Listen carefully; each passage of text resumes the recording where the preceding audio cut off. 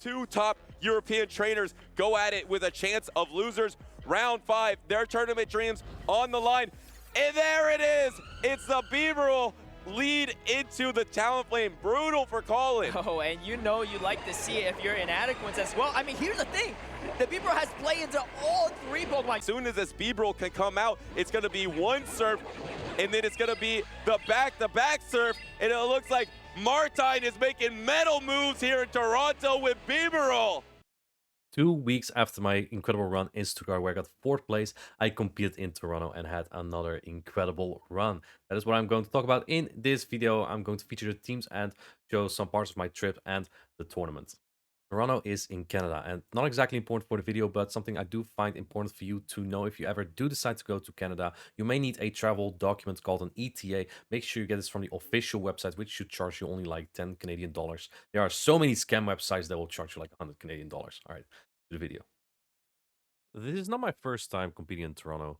In the 2024 season, I went there as well and went 3-2. I had a pretty wicked team, but unfortunately I didn't play well enough there. So now I have to do better. And to do better, I need to make a new team that deals well with the new meta. It is Saturday, 2:30 a.m. and I have a draft with a team for Toronto. It has a Shadow Golurk on it, and it's accompanied with a Gudra, a Shadow Drapion, Bibarel, Superior, and Talonflame. I'm not super happy about it, because Feraligatr is the water type that does beat this Mud Slapper in the 2-shield scenario, so I just hate the idea of running a ground type in any team right now, just because there's always a grass type on the opposing team. But you need a ground type to cover opposing Drapion, which someone like Lal Jeffs is definitely bringing. So that's where we're at now. I have to start over again. After a long day of doing Gigantamax battles, a lot of lap press, I had more time to think about what I want to use, and now I've come to the conclusion that the biggest trash talk of Jumpluff is actually considering Jumpluff right now. Grass plus Drapion or ground just seems to be so good at right now, and it's kind of infuriating that, you know, I got these medals by building or using good teams, and I really cannot figure it out right now. The current meta does leave a lot of room for using unique spice picks, so kind of considering using either the team of Tactical or C. Leonardo. I have finally made a team that I really like. It consists of Morpeko, Ariados, Bibarel, Jumpluff, Talonflame, and a Malamar that gets a breakpoint against most superior, and Diggersby. But then I realized I am really weak to Drapion, so I can't run this and I have to start over again. I love team building! After making 7 drafts, I finally figured out that this is what I have. It is Talonflame, Ariados, Shadow Marowak, Azumarill, Shadow Drapion, and Bibarel. I really wanted to make the Talonflame and Bibarel core work. I also built a specific new Ariados for this tournament that can win Charge Attack Purity against Feraligatr more reliably, but it does lose 6 HP compared to the rank 2 that I usually have. But it just makes it easier to lead Ariados, because Feraligatr in this team can get a little bit uncomfortable in some points if I cannot lead my Ariados as well. The goal of this tournament is to reach day 2. I'm not setting the bar too high, because there are some really good unseeded players such as Yasuo and SS Storm. I might get unlucky with that, and also last season's Toronto didn't go too well. With this in mind, let's start our trip to Toronto. For the record, team building does not have to be this difficult. This is just my crazy desire to use something unique and that I built myself, but using a successful meta team that has seen success before might help you as well to build your team for a tournament. You can find graphics with teams like these on my X profile and my Discord server.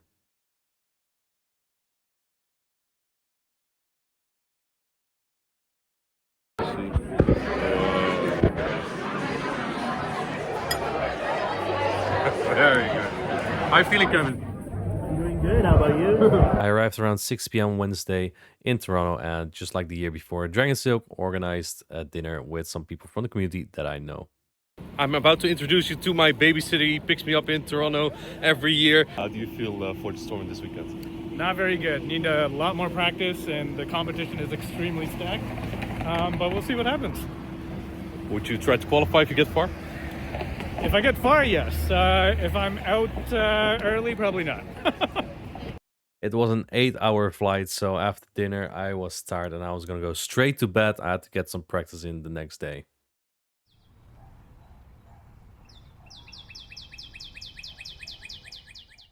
As you can see in most of my videos, I don't always do a lot of sightseeing on my trips, on my Pokemon trips. And it wasn't really the case in Toronto either, because it was -6 Celsius degrees outside, but it felt like -18, which is pretty cool. I'm pretty sure it's like -40 in Fahrenheit for the American viewers. So we went to the mall and we had dinner on Thursday, did some practice. Oh, and look at what Pogo Ash gave me. This is an art print she requested with an artist, and it shows me with my Team 4 worlds, which is a really nice memory to have. You can see it like this is the Pokemon that I have, the Team Giratina centralized there, and the background represents the background that was at the World Championships. So pretty cool. I'm gonna see where I can hang this one up.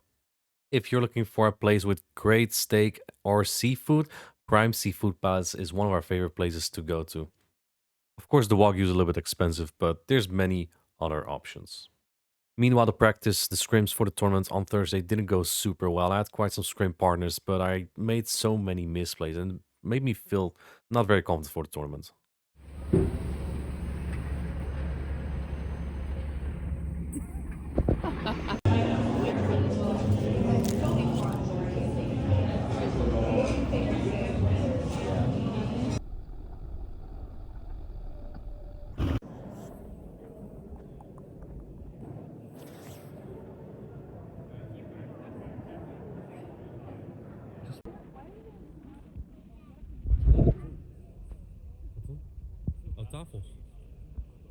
Freed, opinion on Jumpluff? I don't like it. I don't want it to succeed. I don't like it cross. That's slow and loses to waters, so I don't like it. If Yasser Ali is running it, will he win? I don't think he'll win regardless of what he's running. Ditto. All right, so we have the European force. It is myself, Colin 6, and Tom the Hulk, the antagonist. And then we also have C. Zwilos. He's not here right now, I believe. Tom the Hulk, who has the most potential to win, as you think? I think you've got a chance. Yeah, you're bringing something spicy. So if you don't do well, then that'll be pretty. I showed him the team. We have something similar. So. Yeah. Yeah, we'll see. What do you think? Just need to steal a good team, then maybe I've got a chance. But I think you guys are always contenders. Let's get a little bit personal. Colin, why is your in-game name Colin 69? And why do we call you Colin 6? Well, it's actually not 69. Because The IX is a 9, no? No, because we're now in Toronto, and Toronto's nickname is the 6. Ah. And I have family living here, and I support the sports teams. That's why I just added that to my name, because Colin wasn't available. So that's the story, not 69. We have some Colin 6 origin story here. Tom the Hulk, where does Tom the Hulk come from? So I used to play hockey, and in hockey there's a shot called the tomahawk. And I used to do that a lot, and so my teammates would call me Tomahawk, and then when I had to pick a name for this, I was like, well, that's easy. On Friday evening, I went out for dinner with Pogo Ash with Mish, Zwilos, Wholesome and his wife, and CCO. Myself and Wholesome are often commentating the events, and CCO is judging them, so we don't always have time to meet up, but it's nice when we do. And then after dinner, we went to the aquarium, which was basically next to this restaurant and next to the venue as well. There's usually always someone hosting a community meetup at those events. So, if you're ever going, you're never really alone if you really want to meet up with people. I believe for this weekend, that was BB Poke and Mally. I often try to go to those, but I also like to spend quality time with like a small group of friends that I'm very close with, such as these. So when Wholesome said Butters is at the aquarium right now for a jazz night, I was like, well, we gotta go too, because, I really love aquariums actually. But, time is short at these events, so I really try to make the most out of it with people that I hardly see, because everyone comes from far, and a lot of people that compete or spectate, they arrive Friday evening and they leave Sunday evening. And exactly that makes me hesitant to travel further for some events if I don't have close friends staying there for longer with me, because, you don't really want to spend alone at these kind of things. It's not just about competing always. I mean, look at these freaking fish. Some of the creatures that you see in this video were in like one big tank. We went in a tunnel through that. You saw the turtle, you saw this big menacing shark. Pogo Ash doesn't like sharks, so she probably doesn't see this and didn't see much in the aquarium of the sharks. But this tunnel ended into an exhibition with some lizards, and then there's this small little alligator. It's an adult night, so they served alcohol.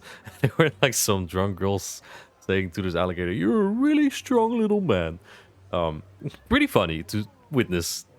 That being said, it is almost time to start that tournament. At this point, I knew I was in Group D, and my bracket was looking pretty tough with those good unseeded players. Very good, very good. That's a little close, man.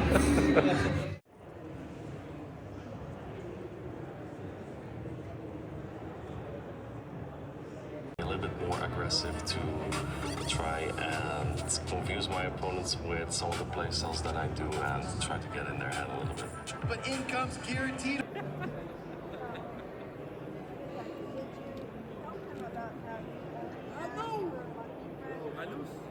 This is what the bracket looked like at the start of day 1 in Group D.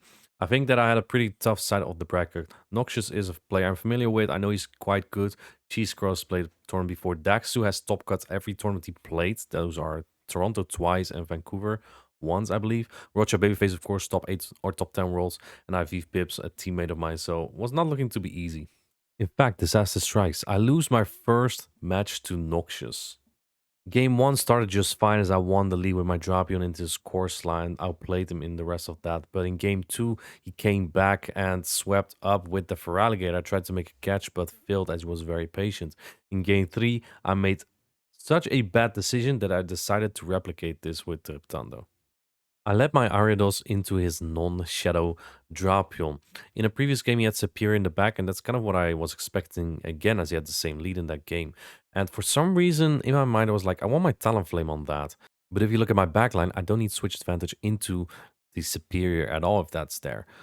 I go for switch advantage here, and as soon as I put up the shield, I know what's going to happen, and that it was a wrong decision, because he swaps in the Shadow Feraligatr, gets an energy advantage, and then I have to come with my Drapion, but Drapion behind energy is not great there. He even calls my Aquatail bait, and the reason why is because his third was Galarian Corsola. As soon as my Drapion no longer was a threat, he could sweep me with that, and I lost the game. If I didn't shield that, then the Shadow Drapion of mine with an energy advantage into his Feraligatr and the Galarian Corsola, it would have been magnificent there. But Noxious played the better battle in this game 3. I'm here with the guy who's trying to stop me from making content. Noxious, you beat me in the first round. How did you do that? A little bit of luck, a little bit of RPS, and I think some good team reads. I think you made a really good call. How did it feel? What was the first thing you said when you beat me? I said, this is the biggest accomplishment of my Pokemon Go career. Very good. Now, the person who beats me kind of has to sweep the tournament. How's that going for you right now? I'm in loser semis, so two more wins and I get to day 2, so there's still a shot. Okay, well, I hope I don't get to face you again. That means now I'm in the losers bracket, and that means I have to win 2 more matches than I would have needed to do in the winners bracket to get to day 2. My next opponent is Cheese Crow. He lost 1-2 to Daxu on stream, and now has to face off against me, also with that Bibarel and again the Galarian Corsola. All my opponents in the losers bracket had this Galarian Corsola. I don't exactly remember how these matchups went, but I won 2-0. Particularly because Cheese Crow wasn't exactly familiar with the Shadow Marowak versus Bibarel matchup. If the Marowak throws 2 attacks, Bibarel can win the 2-shield scenario, but if it doesn't, the Shadow Marowak will mud slap down the Bibarel completely and has about 75% HP remaining, and at that point he really couldn't get rid of my Shadow Marowak anymore. That's how I won one of the games, so that's where matchup knowledge really helped me. My next matchup is against Dage. He just lost to Tomok UK on the other side of the bracket and will now be facing against me. Dage is someone I know from my server raiding often with me. And speaking of raids, we actually did a Shadow Regice at the venue before our battle. I said the person who gets the shiny will lose his matchup. I got the shiny Shadow Regice, a 15-30-15, and purified it into a Shundo, because I would never really use a Shadow with 13 defense anyway. Dage was running a hard meta team. This is the team that Richie used in Bogota to win there. And this is kind of just basically what I counter. So a lot of these Galarian Corsola players use it a lot. So I use Shadow Drapion, Bibarel. Also, Talonflame is really good into this team. And I won by 2-0 here as well. My next opponent will be Smiley. A little bit of a shy or quiet person who just defeated my friend Mushroom Queen. He has a Wheelie Tough on his team, which I honestly consider is obsolete because there's no target and I have Talonflame and Ariados. Again, the Galarian Corsola, the way that Smiley played was a little bit in a degen way, tried to 2-shield his way with the Annihilate. This is where the terrible game state of the game kind of got me because I was being careful with throwing my attacks, and because the game kept pausing with me, he was able to make a switch. I was not able to make it correct on the charge, and that way he took 1 battle from me, but I was able to win by 2-1. And guess who my next opponent is? It is Noxious, the guy who knocked me down to the lose bracket in the first place. He had just lost to Roger Babyface and will be facing against me another time. The thing is though, I have never lost a grudge match before in Play Pokemon. Noxious took quite the risk in game number 1 where he went quite weak to both my Ariados and the Bibarel, and I brought both of them. He went down a shield and then my Bibarel was up against the Dugong and the Shadow Alligator in the back. In game number 2 he made an incredible catch. Again, that may have also been the game pausing with me as I had Talonflame against his Galarian Corsola. I took the risk of throwing the charge attack. Luckily, I paced just fast enough to get to my next charge attack before he could, and I won the matchup by 2-0. I am now 2 wins away from reaching my goal, that is making it to day 2. In round 6, I will be facing Dijon de Jin. He played very weak to Bibarel in the first game, still managed to overpower me, but in the next game, Talonflame and Shadow Drapion proved to be too strong against his lines, and I managed to win by 2-1 here. My next round will be against Roger Babyface, who had just lost to Tomahawk UK. I had to wait quite a while for this match, so in the meantime, let's talk a little bit to my friend Yasser Elite. Yeah, so what have you come to do here at the Toronto Regional Championship? I'm just doing raids. Yeah, I came here to do raids because my locals don't do Necrozma today and it's minus 36. So I was like, okay, I can just travel to Toronto and do raids at the venue. For our American viewers, minus 36 Celsius, right? Yes, Very it's actually good. minus 36 Celsius. You play Mish in the first round. How do you feel about this? I just don't feel, because if I feel, I will be hurt. You know, it's not a good feeling. Mm-hmm. Because, as I told you, like let's say by some miracle I went against Mish, then there is Elam after. Right, So and it's you like, can win that too. I don't know. I'm gonna blame whoever made the bracket. I'm call them. Look, the person who made the bracket gave someone who never played a tournament before a buy. I know you're the best player in the world, but I did not buy anything. those are not. I don't know what buy mean. Okay. I mean, you don't play a first round. Inadequance has the Ariados on his team as well, and he has the Bibarel. The last man standing in my way to day 2.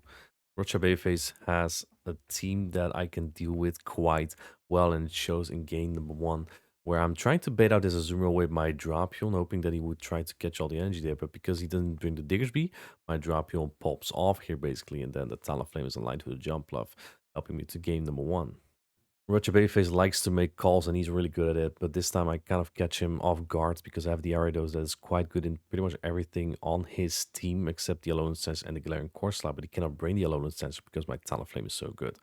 I didn't bring the Talonflame, but I have the Drapion for the Jump Bluff. Bibarel isn't exactly strong into his room, but hangs on and is the helping hand for the Drapion to win me game number 2 and advance to Championship Sunday.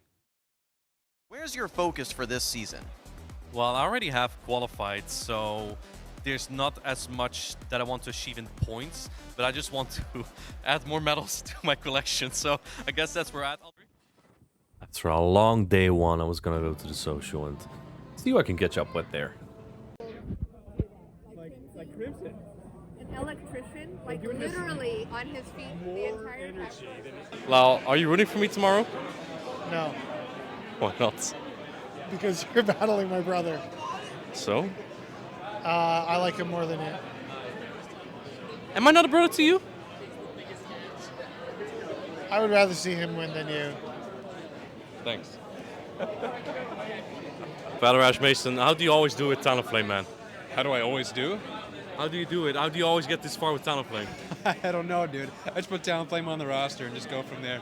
I feel like it's like a spicy pick right now. You always bring it. It's meta. It's hard meta. It has been for 3 years now. I think it's anti-meta now. Another question for you. I'm a long-time fan. I think we have more long-time fans of Valorage. Okay. Do you think we're going to see streams from you again soon? I don't think so. I don't know. We'll see, man. We'll see. Maybe. Hard maybe. Maybe we'd host them again.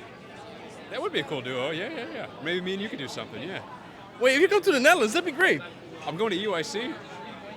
Not the Netherlands. Well, if you take a train, we can do that, maybe. Okay.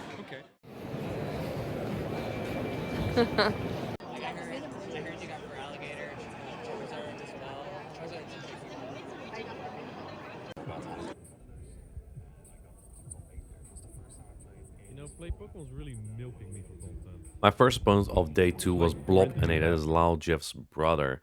I have my fair share of friends that I can discuss my matchup with, but I would assume my opponents do too, and that's really why I dislike the start of day 2.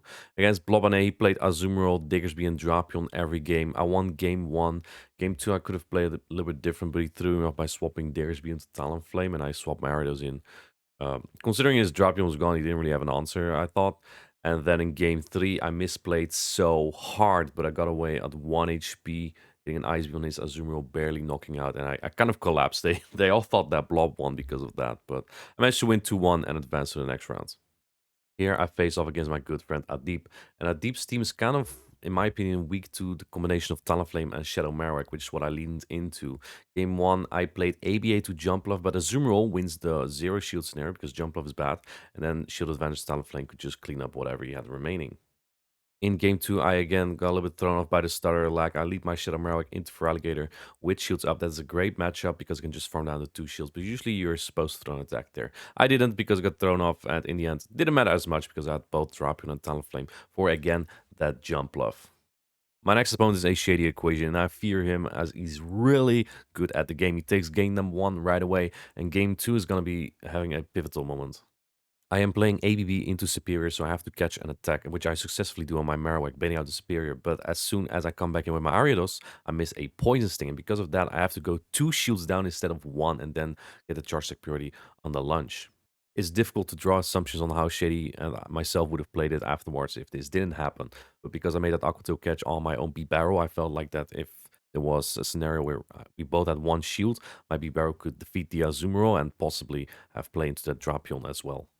The judge gives me a rematch, and in the next 2 battles, I make a really good read because I recognize that his Shady Equation is really relying on his Superior core breaking my lead matchups. I cannot lead the Azumarill with Shadow Marowak in the back, so he either leads Drapion or Annihilate and say switches the other. But the problem is I bring the Talonflame and it just destroys the rest of his line. I must say though, winning this match didn't feel really good because there was an iffy rematch, and on top of that, I then punished him hard by some RPS. So yeah, that's not great. My next opponent is Colin, who had just lost to Elam. Elam's been taking down all the Europeans. Colin has almost the same team as me, but instead he took Primeape instead of my Bibarel. He thought Bibarel was not that good. The Bibarel actually core breaks him hard in game number 1 as he entirely disrespects it. I get the lead, he safe switch the Azumarill, I take a player off because I know a Flyer Braver would do more and keep a 90 energy. No matter what he would have in the back, I had the game locked like this. Upon seeing the lead in game 2, I expected the exact same line from him, so I tried to leverage by swapping my Drapion, but in the end, my Talonflame core broke his backline of Marowak and Ariados. And just like at the World Championships, I win 2-0 versus Colin 6. All right, yesterday you shouted Good out effort! your teammates, you shouted out your mom. Any other shout-outs for today? Just everyone's watching. Everyone. Shout out to Crimson K19. He's doing a watch party right now. Yes! Great follower. Great. He messaged me this morning. He said, I will message you good luck because it always makes you win. And guess what, Crimson? It is working! Yes! Top 6 for Fnatic. Let's go! He hasn't even reached his final form. We'll see him a little bit later today, but for now, Casters, back to you.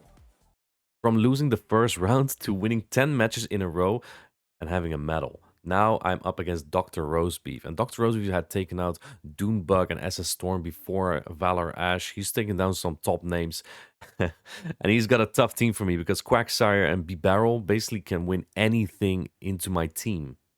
I tried to make a read that he would go ABA Water. My Shadow Marowak would win the 1 shield into Bibarel and the Shadow Quagsire, and then Talonflame up a shield should be able to win everything, but he makes a read as well, leads a jump into my Marowak, and I lose the game. Just get hard RPS, basically, and I can't leverage the shield or energy advantage on the Talonflame that I wanted. Game 2 starts off great with the lead that I wanted, the Drapion to Bibarel. Drapion wins the 2s extremely hard, but he keeps the last shield for the Quagsire, and I misplay. In this brief moment, I forgot that Stone Edge now is straight 7 Mudshot. I wanted him to throw his next Stone Edge before my player even knocked me out, so that then, when he's energy dry, I could have pace with the Ariados to a Trailblaze and win the battle like that. But because I forget, I end up throwing my player off and he's able to farm up more energy. And in the end, he wins by the damage registration error. This bow would knock out. Maybe had a 1-turn swap in lag, but I did not want challenges because I don't think I deserved it in this entire set. Dr. Rosebeef deserved the win much more than I did. I made so many small mistakes in this tournament, and the game state threw me off multiple times. But to think that I can get this far after losing my first round, and mostly doing it on great team composition and reading, really makes me hopeful to win another tournament anytime soon. But for now, I have earned 2 medals in 2 weeks, so I really cannot complain. And I cannot wait for the next event I will be attending, whether that's competing or casting. I hope you liked the video, and I'll see you in the next one. All right, Phoebe, show me your moves. This is a really important code takeoff technique.